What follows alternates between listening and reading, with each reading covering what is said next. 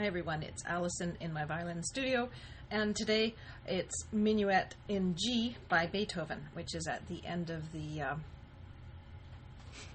which book? The second book. All right, this is a really fun piece. It's also Beethoven, real music. It's about time. Not that everything else wasn't real, but you feel like you're getting somewhere when you get to this. There's a few elements in this. It's not the world's most difficult. I think some of the other gavottes before were more difficult, but what's happening here is we're starting to get more elements piled together in one piece, as opposed to previously we'd have pieces that really were focused on one or two elements, but we're starting to get a bunch of elements. So, okay, it's a minuet. So minuet, you always have the minuet, and then you have a trio, and then you go back into the minuet portion again. So, and the minuet itself, there's a first half and a second half, and there's repeats for both halves. So you do the first half, and then you do the second half and the second half.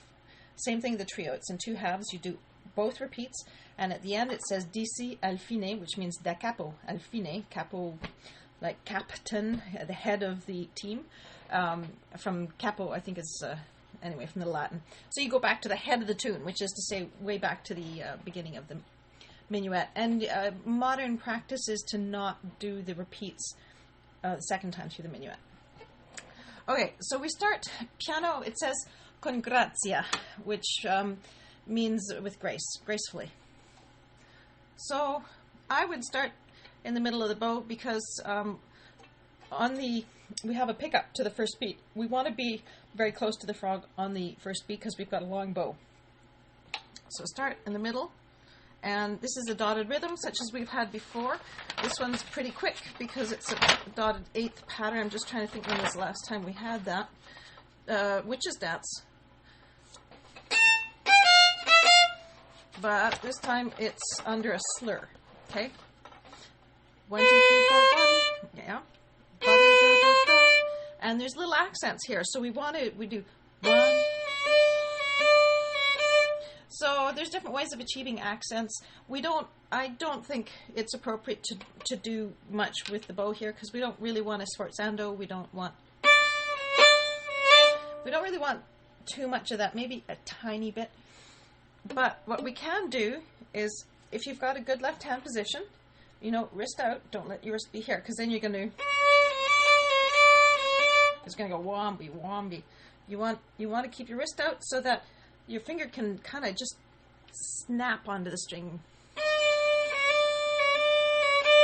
And actually, this is a really good piece to practice your finger action.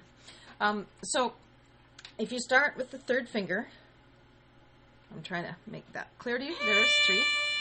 Tuck your 2 under it. And now snap back the 3 as smartly as you can. And if you snap it backwards, it will just kind of rebound back onto the string all by itself. So your focus is on snapping the finger off of the string, not putting it on the string. See what I mean? And that tends to give you a rather smart rhythmic finger action. So now be careful with a dotted rhythm. The note that has the dot on it, make sure that it's long enough. Sometimes people don't hold it long enough and it turns into a triplet. 1, 2, 3, 1, 2, 3, 1, 2, 3. We don't want that. The composer would have written that if he'd wanted that. So if there's any error to be made, make it too long rather than too short. 1, 2, 3, okay? All right. So going on. That's up bow. Make sure you save enough space, another up bow, but stop on the string. Make sure that your bow came into the string, so you've got a newly articulated up bow here. Okay? Again, articulate à nouveau. A newly articulated up bow here. And you may be able to just leave your bow there and keep going. Okay, so here you've got to figure out that string crossing. Make sure that your upper arm just kind of sinks down, drifts downwards in time over the open string. Good. Now, first finger. See that? So don't let the hand pull back. That would be wrong because now you're nowhere. You're not. Leave the hand alone. Just pull your first finger back. Okay, see how this comes right back? And now the second finger goes in the place of the one. Hand is still in its regular spot. It's just the fingers have pulled back. And now we're going to slide the first finger back up to its regular spot. Okay. Good. Going on. New articulation here. And by new articulation, I just mean there's actually a little bit of a dead spot. Your bow came to a full stop so that you can think of it as closing the previous note so that the new one opens with a clean, sharp sound. If you don't put those articulations in, A, you will have no phrasing, but B, which is perhaps more immediate concern, is your rhythm will always be a little bit off because these are the points where you line up your left and right hands and you impose your rhythm.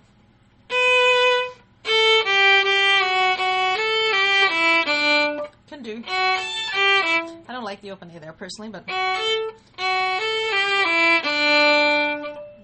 Okay, stop your bow and go back to the A string, lower your arm. And make sure you come back.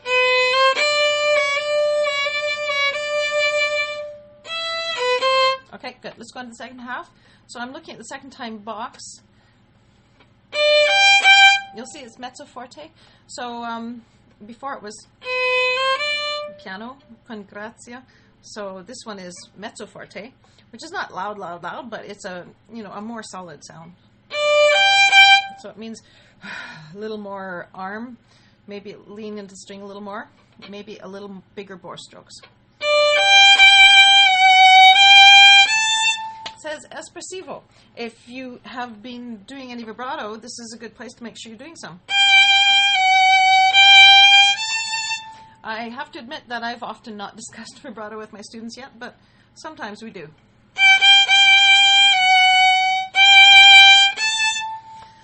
The third note in that bar has a line over it.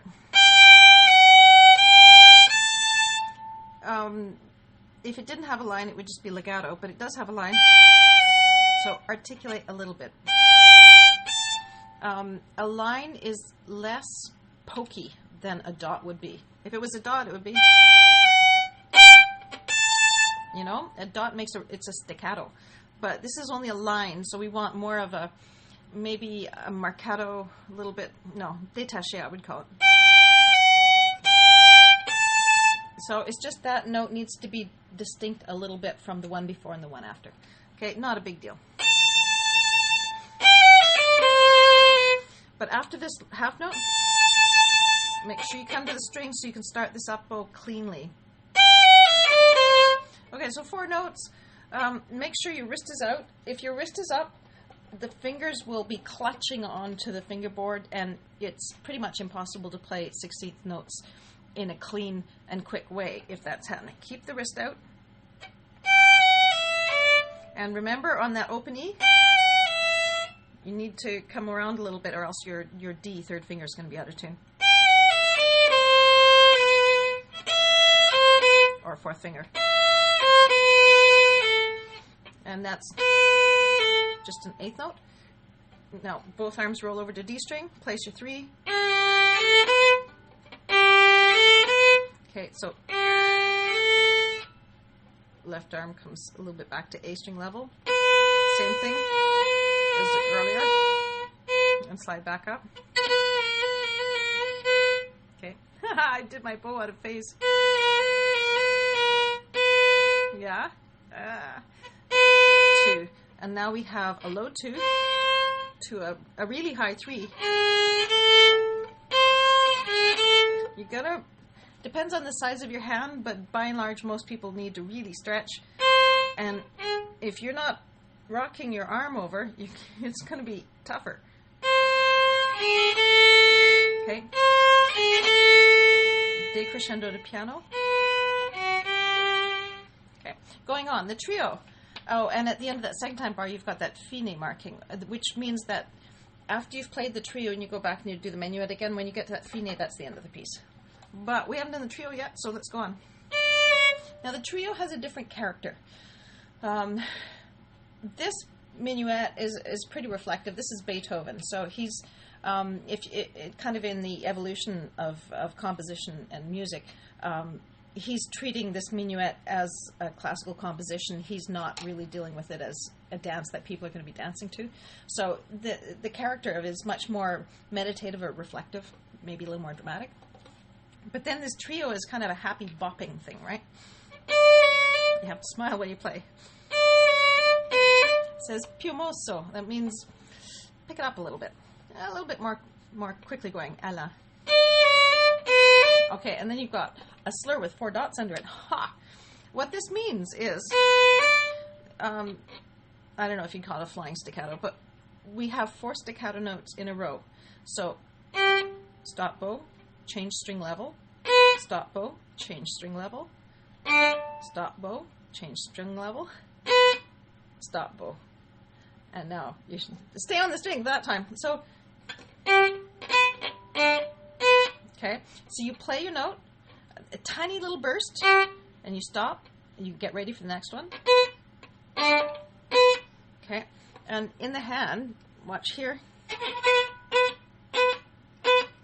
You got to make sure that it goes back into the string after each of those.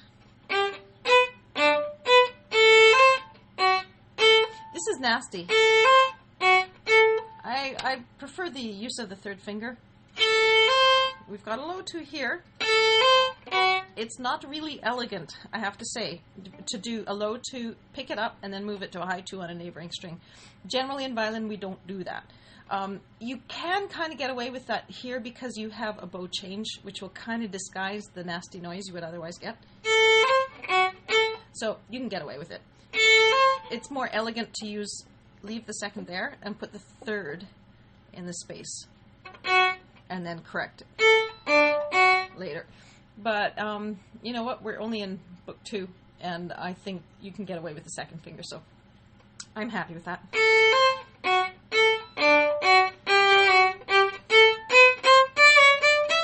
Low 2.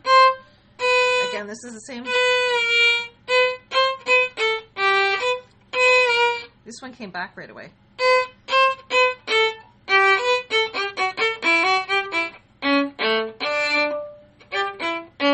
I prefer the 3rd finger for that. Okay, I'm going to go on. This is forte now, so this is a little louder. It's a little bit bigger than the first half of the trio.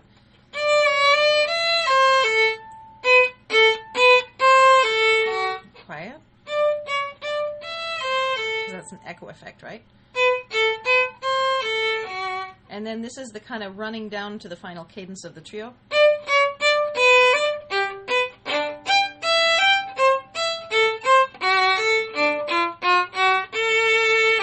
Do the repeat. 2nd time, go back. Okay, and then just play through. So, I hope that helps. Have fun with it.